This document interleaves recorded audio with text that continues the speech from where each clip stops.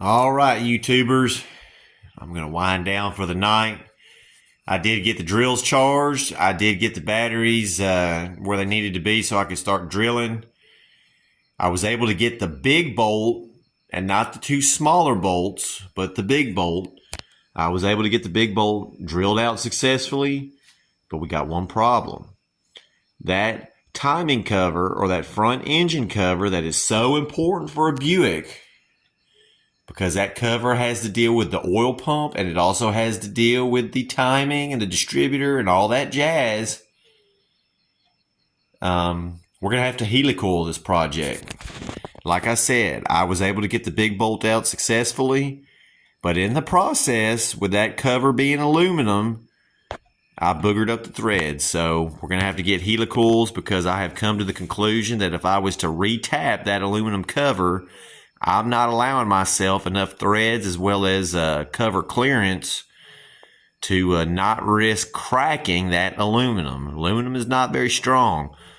I got to be honest, it's my first time working on an old Buick. I thought that cover was cast iron because it sure looks like it, but it's not. It is not a cast iron cover. It's all aluminum. So with that being said, we got the big bolt done. Oh yeah, the radiator does not need replacing on the car. I don't know why I said the radiator needed replacing, but when I filled it full of water, like pure water, and let it sit overnight, it didn't leak out a drop. It's only leaking out when you turn the car on, so that's another plus. But like I was saying, that bigger bolt, it came right out, but I boogered up the threads on the aluminum housing, and I know I'm going to booger up the threads on those smaller bolts, because let me tell you, those smaller bolts are being a real pain in the ass compared to that bigger one. They're being a real pain in the ass. So this is going to be a helicoil fix. And if you've never messed with a helicoil, be glad. If you have had to, well, you've run into stuff like this. It's not fun. It's not professional in my opinion, but sometimes you got to do what you got to do to get the job done, and helicoils do the job right.